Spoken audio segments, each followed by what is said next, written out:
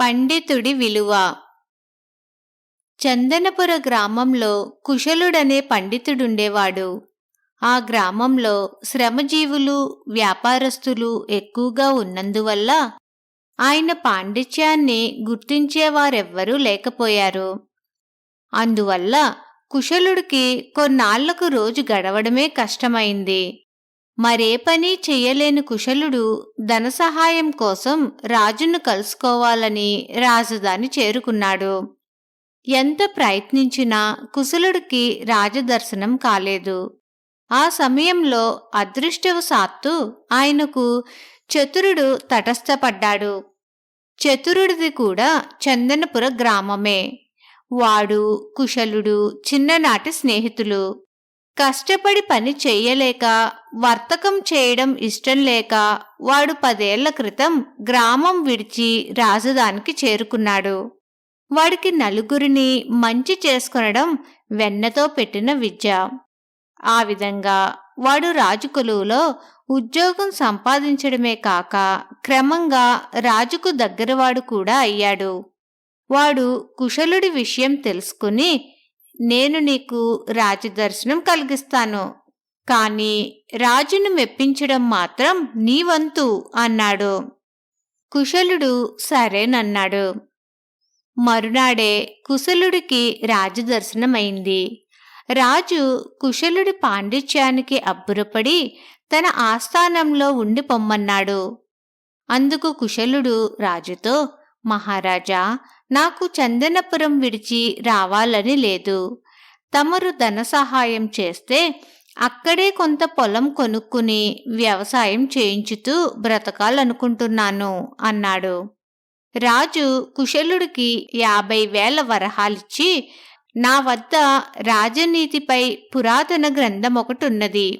చాణక్యుడి అర్థశాస్త్రంలో కూడా లేని విశేషాలెన్నో ఇందులో ఉన్నాయంటున్నారు.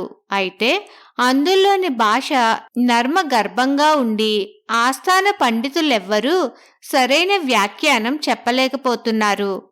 పండితులకే కాక సామాన్య ప్రజలకు కూడా అర్థమయ్యే విధంగా ఆ గ్రంథాన్ని ఏడాదిలోగా తమరు వ్యాఖ్యానించి ఇస్తే తమకు మరో 50,000 వరహాలిచ్చి సత్కరించగలను అన్నాడు. కుశలుడు ఆ గ్రంథాన్ని తీసుకుని మహారాజుకు కృతజ్ఞత తెలుపుకుని చందనపురం వెళ్ళిపోయాడు. రాజు చతురుడి వద్ద కుశలుడినెంతగానో మెచ్చుకుని, నా కొలువులో చేరాక నువ్వు చేసిన పనుల్లో నన్నెక్కువగా సంతోషపెట్టిన విశేషం కుశలుడి పరిచయమే అన్నాడు. ఆ తర్వాత ఆయన తరచుగా చతురుడి వద్ద కుశలుణ్ణి పొగుడుతుండేవాడు. చతురుడికిది ఇబ్బందిగా తోచింది. కుశలుడంటే రాజింతగా ఇష్టపడగలడని వాడనుకోలేదు. 10 ఏళ్లుగా రాజుగారి వద్ద కొలువు చేస్తున్నా రోజులు సుఖంగా గడిచిపోతున్నాయే తప్ప వాడి వద్ద డబ్బెక్కువ నిలవలేదు. ఒక్క పూటలో 50,000 వరహాలు సంపాదించిన కుశలుడంటే వాడిలో అసూయ బయలుదేరింది. అందువల్ల చతురుడు తెలివిగా రాజు మనసులో కుశలుడి పట్ల విరక్తి కలిగించాలని, ప్రభూ, నేను కుశలుణ్ణి తమకెప్పుడో పరిచయం చేసి ఉండేవాణ్ణి, కాని చిన్నతనం నుంచి వాడు అహంకారి. రాజదర్శనానికి రమ్మంటే నిరాకరించేవాడు. ఇప్పుడు పూట గడవక మీ వద్దకు వచ్చాడు, కాని కాస్త కడుపు నిండితే మళ్ళీ దర్శనానికి రాడు అన్నాడు ఒక రోజున రాజుతో. రాజు ఈ మాటలు విని చతురుడి వద్ద మళ్ళీ కుశలుడి ప్రస్తావన తీసుకురాలేదు. ఈ విధంగా 6 మాసాలు గడిచాయి. ఒక రోజున రాజు చతురుడితో, నేనిచ్చిన గ్రంథాన్ని కుశలుడెలా వ్యాఖ్యానిస్తున్నాడో తెలుసుకోవాలని ఉంది. ఒకసారి ఆయనకు కబురు పంపి రప్పించగలవా అన్నాడు. ఇదే మంచి అదననుకున్నాడు చతురుడు. వాడు కుశలుడికే కబురు పంపకుండా 2 రోజుల అనంతరం రాజును కలుసుకుని, ప్రభు, ఇప్పట్లో తనకు మిమ్మల్ని కలుసుకునేందుకు రావటం వీలు పడదన్నాడు కుశలుడు అని చెప్పాడు. అయితే చతురుడు అనుకున్నట్లు రాజు మండిపడలేదు. ఆయన వెంటనే, అవును, పొరపాటు నాదే. ఏడాది వ్యవధి ఇచ్చాను. మధ్యలో పండితుడి ఏకాగ్రతను భంగం చేయడం నాకు తగని పని. నేనే ఆయన వద్దకు వెళ్ళి తీరిక సమయంలో ఆయన కృషి గురించి తెలుసుకోవడం న్యాయం. రేపే మనం చందనపురం వెళ్తున్నాం అన్నాడు. అలా చేస్తే తన బండారం బయటపడుతుందని భయపడిన చతురుడు, ప్రభూ, నేనే స్వయంగా వెళ్ళి కుశలుణ్ణి ఒప్పించి తీసుకువస్తాను అని చెప్పి చందనపురానికి బయలుదేరాడు. వాడు కుశలుడి ఇంటికి వెళ్ళి ఆయనతో, నీ గొప్పతనం నాకిప్పుడు అర్థమైంది.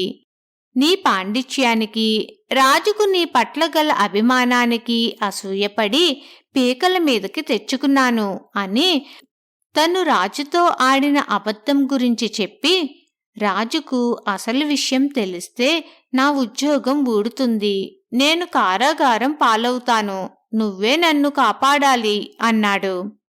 నిన్ను నేను కాపాడాలంటే ఒక్కటే మార్గముంది. ఇప్పుడు కూడా నేను రాజదర్శనానికి రానన్నానని రాజుతో చెప్పు. ఆ విధంగా నీ మాట నిజమవుతుంది. రాజు నన్నేం చేస్తాడో చూద్దాం అన్నాడు కుశలుడు.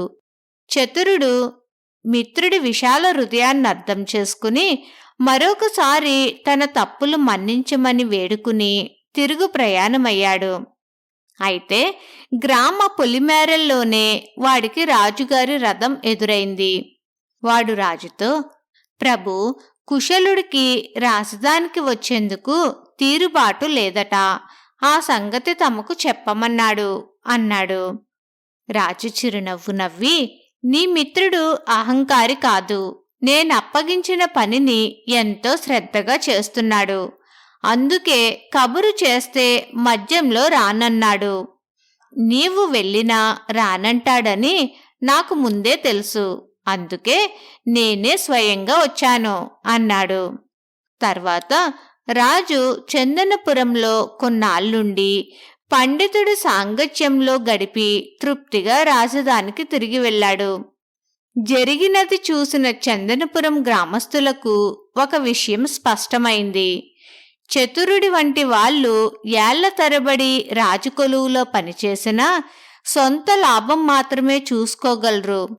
కుశలుడి వంటి పండితుల వల్లనే గ్రామానికి కీర్తి ప్రతిష్టలు వస్తాయి. ఇది అర్థం కాగానే గ్రామస్తులు కుశలుడిని గౌరవించడమే కాక అప్పటి నుంచి కళలను ఆదరించడం అలవర్చుకున్నారు. రాజు కోరినట్లుగా కుశలుడు గ్రంథాన్ని ఏడాదిలోగా వ్యాఖ్యానించి రాజుకు సమర్పించాడు. రాజు ఎంతో సంతోషించి కుశలుణ్ణి సత్కరించాడు. కథ సమాప్తం.